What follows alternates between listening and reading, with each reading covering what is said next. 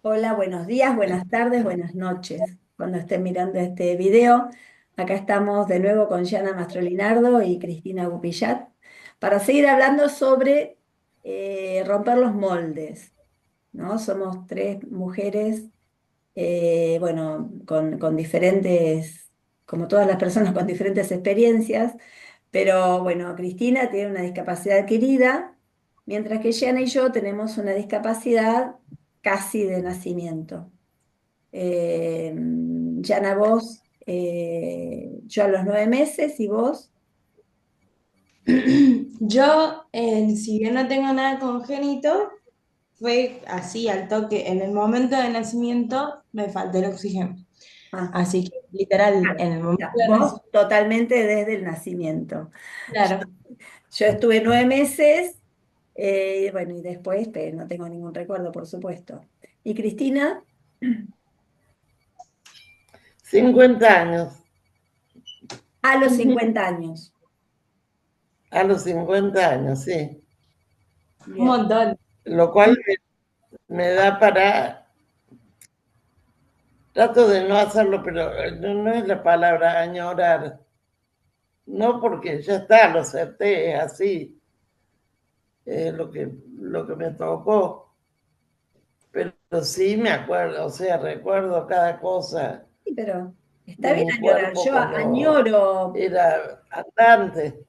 añoro correr, ponele. Nunca pude correr, pero me hubiese gustado poder correr. O sea, uno añora igual lo que no conoce, ¿o no, Yana? Sí, el añorar no necesariamente, creo que tiene que ver muchas veces con algo del deseo, ¿no? Está bueno. Qué sé Claro, yo.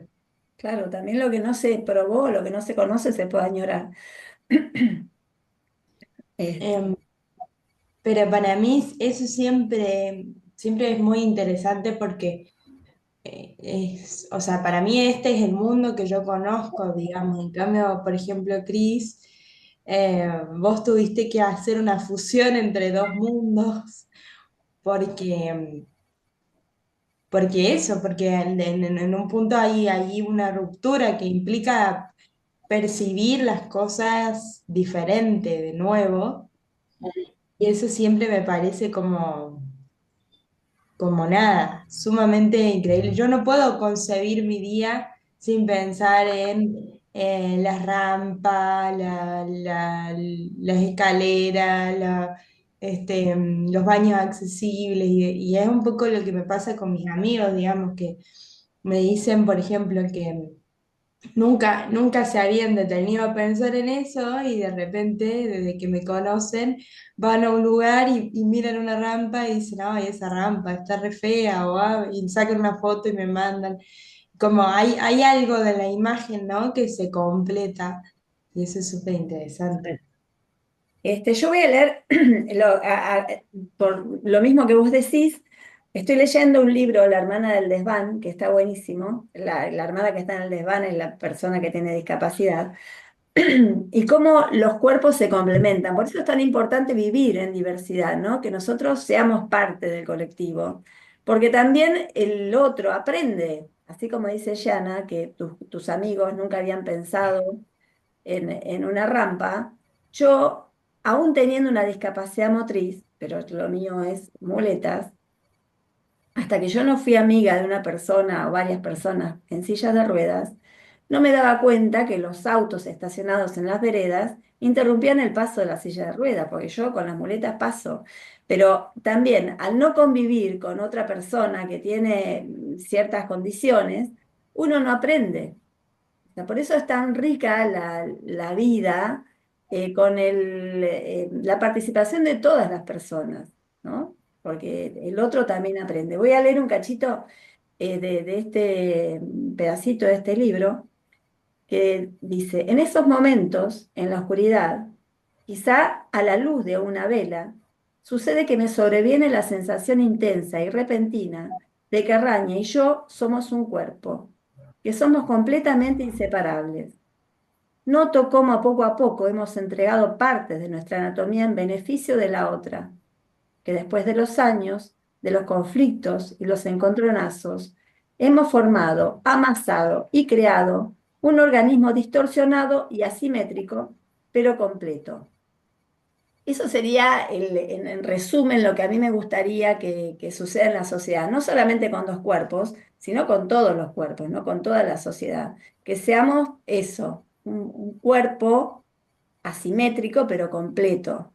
Que al que le falte las piernas tenga otro cuerpo que lo complemente, ¿no? Y ese cuerpo que lo complementa también va aprendiendo del que le faltan las piernas. Eso también sería un modo de quebrar los patrones, porque la estructura social también tiene patrones y parece que cuesta mucho quebrarlos. No solamente nosotros tenemos que quebrar los patrones, sino de la afuera hacia nosotras también. Sí, Totalmente. Eh, y no lo solamente veo pensar, lejano, ¿cómo, Cris? Perdón, te interrumpí. veo lejano el tema de quebrar patrones cuando en la vida cotidiana, más allá de la discapacidad, no se aceptan ciertas rupturas con lo social, cuando hay un divorcio, cuando hay, no sé, cuando hace algo distinto a lo que se supone. Si no salimos de eso, si se sigue hablando de, oh, pobre, padre separado, oh, pobre, qué sé yo, no tuvo hijos, oh, cuando seguimos todavía luchando contra eso, ¿cuánto falta para que pasemos a ser un cuerpo entero? A que se empieza a ver la discapacidad, ¿no? Que la discapacidad también, así como nosotras hemos aprendido con la discapacidad y a sortear escombros, la sociedad también tiene mucho que aprender de nosotros, porque todos somos, aprendemos unas de otras, y bueno, y eso sería también para este sistema quebrar un patrón, ¿no? Que está impuesto. ¿Dónde? Somos nosotras las que tenemos que estar siempre quebrando patrones para acceder a esa sociedad que es inaccesible. Sí, yo creo que ahí algo súper interesante también es que cuando hablamos de las dependencias múltiples o de las interdependencias, no solamente nos referimos a las personas con discapacidad para con personas sin discapacidad, sino que vivir en sociedad significa ser dependientes Tal cual. unos de otros. Em, Pienso, por ejemplo, en cómo esta idea de ese cuerpo amalgamado, em, en la vida cotidiana hace que algunas dependencias sean vistas como dependencias y otras dependencias no lo son. O sea, una persona que depende de tomarse un colectivo para poder trasladarse, depende de un otro necesariamente para poder llevar a cabo su rutina. Sin embargo, eso no es visto como una dependencia como tal, y sí, por ejemplo, somos categorizados como dependientes quienes necesitamos de algún tipo de asistencia por tener una discapacidad, digamos.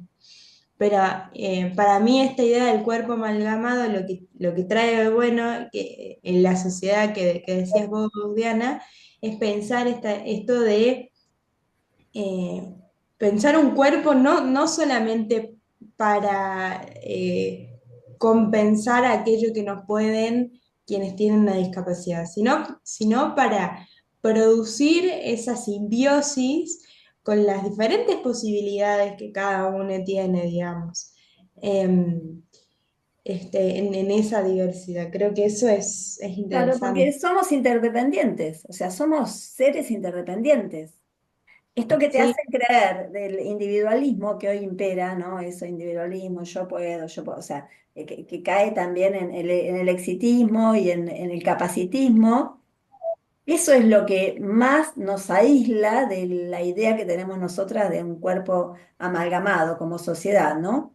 Pero ¿por qué se impone esto del individualismo y de salir?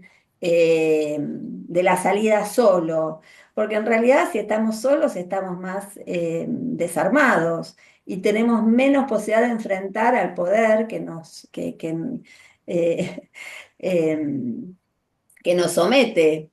Entonces, esta salida individual hace que nos desarmemos y que estemos más vulnerables al sistema, ¿no? Eh, en cambio, al revés, un cuerpo amalgamado, pero no un cuerpo, o sea, si yo necesito a alguien, ponele que pinte. Siempre vamos a necesitar a alguien que pinte mi casa, que me corra un... Pero todas las personas necesitan a alguien eh, que, que esté al servicio. No solamente las personas con discapacidad. Lo que pasa que, bueno, eso es como que se pone el foco solamente en que la persona con discapacidad es la que necesita. Y en realidad, como vos decís, todos son interdependientes. La persona que espera el micro, un remis, o el que le pague el sueldo el jefe. O sea, eso también es una dependencia, pero nadie la ve. Y porque tiene que ver con que, si nos ponemos más finos, el capitalismo institucionaliza a través del mercado como ciertas formas de dependencia que en tanto estén eh, inscriptas en esa lógica del mercado, parecieran ser más válidas, ¿no? O sea, que alguien pague un servicio, que alguien de repente, no sé, pague el sueldo a otra persona. Sí, hay algo de esa lógica que pareciera en algún punto como reemplazar la idea de esta comunidad, ¿no? De esta idea de que dependemos unos de otros. Em, pero sí, creo que eso es súper interesante. Yo me quedé pensando de la otra vez, em, como en esta idea de las diferencias, ¿no? De nuestro recorrido, como que a mí me da mucha curiosidad eso. Em, Como que pienso en, por ejemplo, em, no sé, por ejemplo, pienso en cómo se planteaban las posibilidades de las infancias con discapacidad cuando vos eras pequeña, Diana, por ejemplo. Es una de las preguntas que se me ocurren. O Cris, por ejemplo. Sí, yo siento que ahora en la sociedad hay algo de la discapacidad que es más visible para las personas sin discapacidad, que obviamente falta un montón, ¿no? Pero hay algo de la agenda que al menos se escucha o se nombra alguna cosa sobre la discapacidad y siento que me pregunto, por ejemplo, si en tu juventud sin discapacidad, digamos, cuál era como la noción que llegabas a tener de la discapacidad. Pero no sé, la que quiere contestar primero. Yo primero, de la infancia, más chiquita, de la infancia con discapacidad, encima en un pueblo, donde yo no iba a un lugar donde había otras personas con discapacidad. O sea, yo estaba sola en un pueblo, para mí era la única niña con discapacidad. Y lo que me avergonzaba bastante, me avergonzaba mucho tener una discapacidad. Entonces, ¿qué hice? La negué y trataba de ser, de cumplir las maneras que tenían las otras niñas o niños de conducirse. Pero bueno, yo hacía que corría, pero sabía que no podía correr, ¿no? Y eso me avergonzaba bastante. Y eso que hizo que, bueno, fuera una negadora de la discapacidad. ¿Y Eh, cuándo empezaste a sentir como otra cosa en relación a esa parte de tu identidad? y ¿O cómo es? cuando me fui del pueblo. Yo siempre soñaba con irme de ahí, porque bueno, además en los pueblos, o sea, si acá en la ciudad estigmatizan, imagínate en un pueblo. En un pueblo, bueno, sos la renga del pueblo y nadie te da ni cinco. Tenía mi grupo de amigos y eso, pero en la adolescencia, ponerle el acercamiento a los varones fue muy difícil. En realidad no tenía, ningún varón se me acercaba porque, no sé, no saben cómo tratar a una persona con discapacidad, más cuando sos adolescente. Entonces fue muy difícil en mi vida dentro del pueblo. Eh, y yo también me sentía como sapo de otro pozo, ¿no? Me sentía, por más que trataba de integrarme, yo era la que trataba de integrarme, no, yo sentía que era diferente, o me hacían sentir, o sea, o las dos cosas, no sé. Pero además tiene que ver mucho en los padres, ¿no? La mirada de tus padres, la mirada original. Si la mirada original es de lástima o de que sos menos o de que, bueno, me hubiera gustado tener otro tipo de hija, una hija, no sé, sin discapacidad. Si la mirada de los padres es más cálida, podríamos decir, por ahí hubiera sido diferente, pero mis padres eran bastante prejuiciosos con respecto a la discapacidad. Entonces, bueno, a mí no me quedaba otra que sentir esa mirada y crecer de esa manera.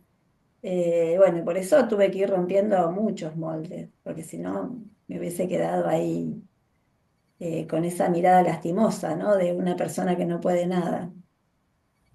Y cuando viniste a la ciudad, ¿hubo un momento en el que dijiste como, no sé, en el que te reconciliaste o en el que sentiste, no sé si orgullo, pero algún tipo de reivindicación así, como para con tu cuerpo, Disca?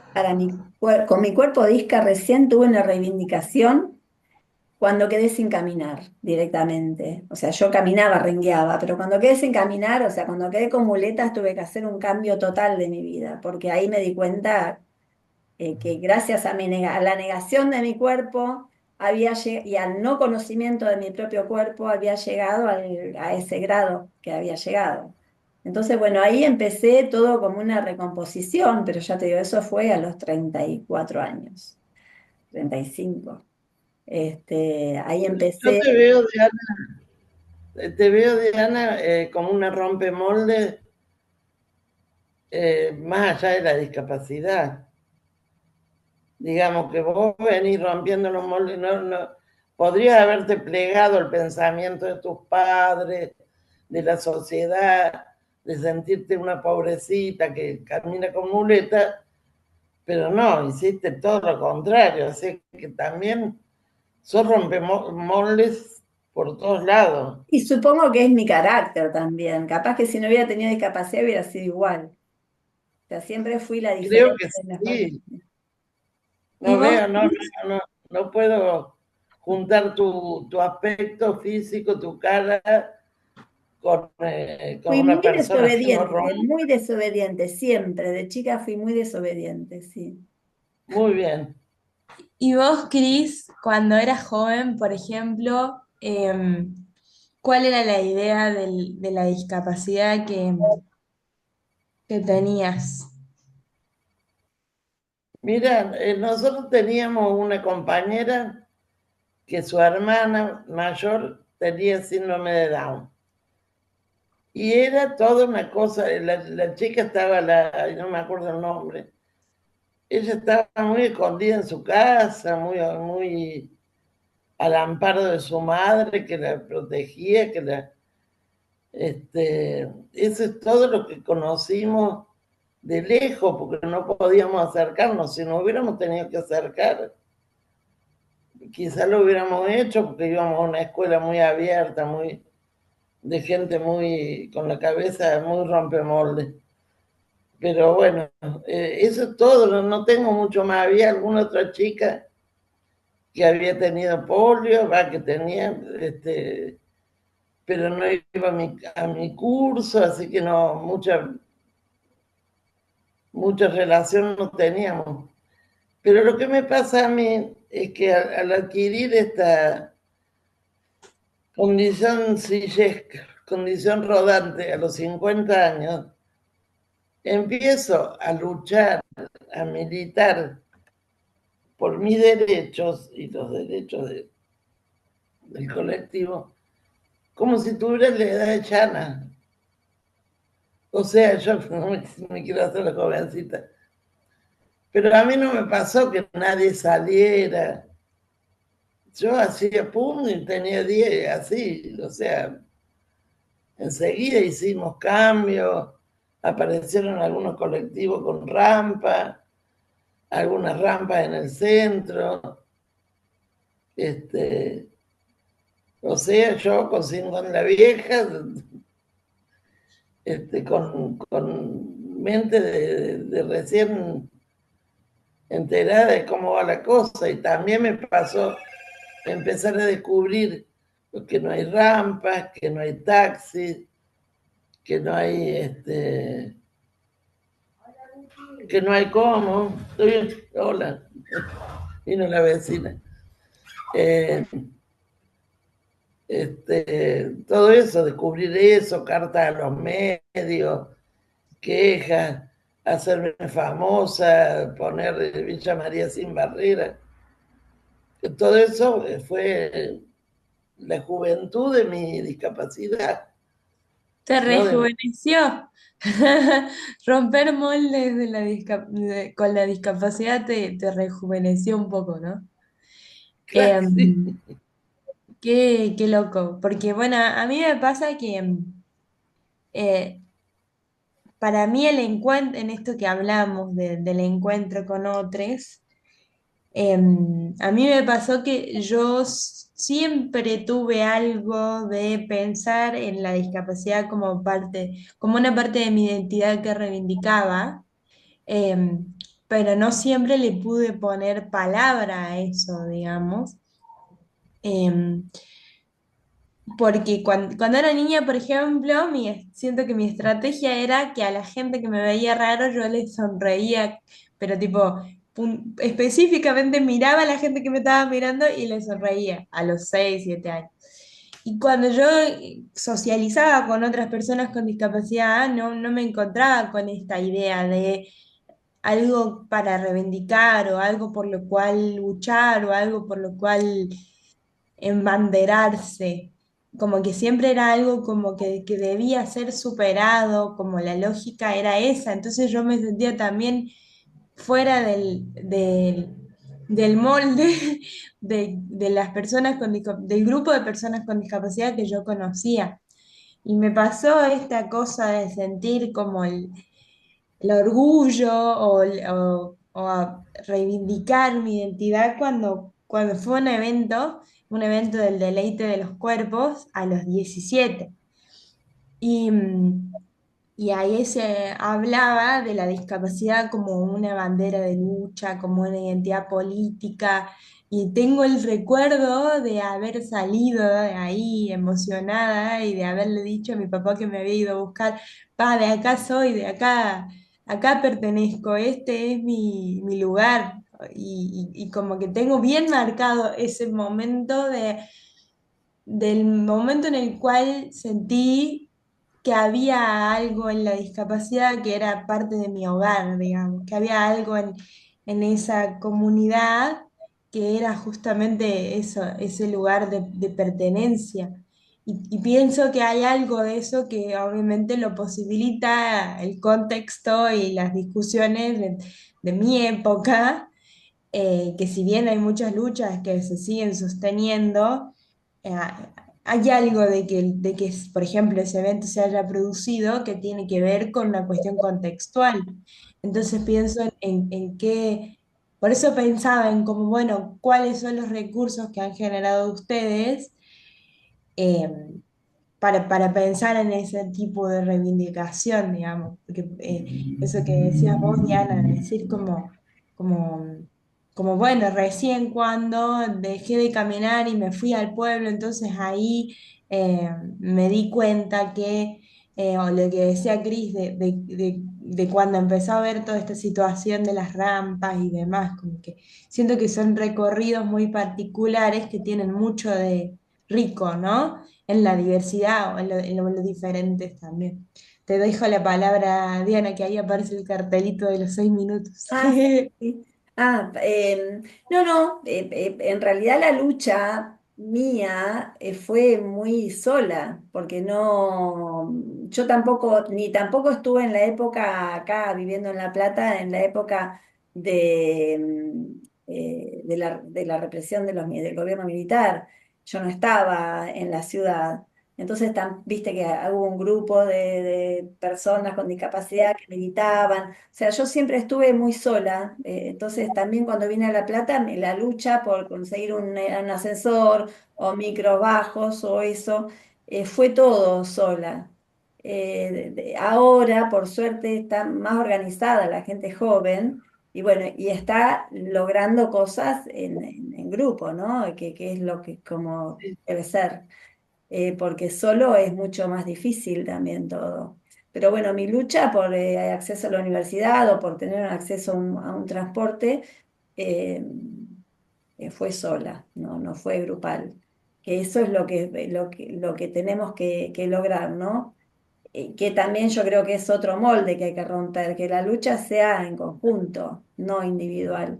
Sí, creo que es un poco una cuestión histórica dentro del colectivo de las personas con discapacidad, porque me parece que en relación a otros colectivos, nuestra lucha mucho se individualizó o se particularizó. Quizás para mí, por lo inaccesible que resulta la lógica de la participación política en general. O sea, hubo algo de tener que descubrir nuestras propias maneras de organizarnos grupalmente, ¿no? Y creo que eso sigue siendo todo un desafío porque todavía se presenta mucho de los activismos individuales, digamos. Em, que por supuesto uno está en diálogo y demás, pero la lógica de organizada todavía sigue siendo difícil porque tenemos que buscar otras maneras, ¿no? De nuevo, o sea, otras maneras de hacer asambleas, otras maneras de hacer manifestaciones, otras maneras de hacer, etcétera, etcétera, etcétera. Eh, pero sí, creo que por lo menos yo pude crecer en este camino de militancia con más gente discas cerca, digamos, o sea, por las redes también, que creo que es algo, nada, eso, diferente. Sí, esto que estamos haciendo también es una suerte de militancia, o sea, Claro, acercarle a la gente, bueno, y yo me encantaría ponerle que no seamos nosotras nada más la que rompemos los moldes, que la sociedad también rompa el molde y que haga oficie de ese otro cuerpo que necesitamos para que la sociedad, para que la ciudad sea más inclusiva, o sea, que la sociedad piense que en algún momento también puede llegar a tener una discapacidad o vejez, entonces que la ciudad esté preparada para ese momento, ¿no? Que haya una ciudad accesible, que todos podamos tener un trabajo accesible, o sea, que nos preparemos como si fuésemos nosotros, estoy hablando de ellos, los que en algún momento vamos a tener que hacer uso de una silla de ruedas, de un par de muletas, ¿no? Pensar eso, ¿no? Eh, Igualmente pienso que muchos de nosotros no estamos convencidos de tener esos derechos. O sea que hay que empezar un poco por ahí, por adentro del colectivo, porque hay gente que si no hay rampa se hace subir, o sea, sigue sorteando todos los obstáculos como cuando vos eras chica, Diana. Y sí. ya no es así, pero hay gente, y mucha gente, disca, que no entiende que tiene derechos. Sí, pero eso Se también va es acomodando. lo que impone el sistema con el capacitismo, ¿no? Que, o sea, uno no tiene que demostrar que no puede. Y no puede, yo no puedo. O sea, hay muchas cosas que no puedo hacer. O sea, esto que Totalmente. no, uno puede todo, sí, pues, tal vez puedo hacer algunas cosas de otra manera. Pero esa manera Ujú. tampoco es una manera que me la van a aceptar. O sea, en realidad acá hay que hacer las cosas de esta manera y yo las puedo hacer de otra, pero bueno, ya las estoy haciendo menos. No está tan valorada mi manera o está sobrevalorada mi manera y no está naturalizado. Entonces yo creo que lo que hay que hacer es llegar a naturalizar. el accionar de todas las personas. Cada uno puede a su manera y si realmente pensamos así, es como que todos vamos a llegar a lograr algo, ¿no? Pero bueno, mientras haya barreras arquitectónicas y barreras sociales y culturales, creo que esas barreras son lo que debemos, eh, los patrones que debemos quebrar. Son las barreras más importantes. Después las Bueno, y individuales. ahí viene la juventud que viene con fuerza. Sí, pero no hay que dejar a la juventud, o sea, la juventud y nosotros también y todo el colectivo. Vienen ellos, pero Que no hay que cargarle las cosas a la juventud. La juventud hace lo que puede y nosotros también. Gracias. no, pero ¿sabes lo que pasa? Que esta juventud que tenemos acá hoy se ocupa mucho de saber cómo era, cómo viene la lucha, no empieza como que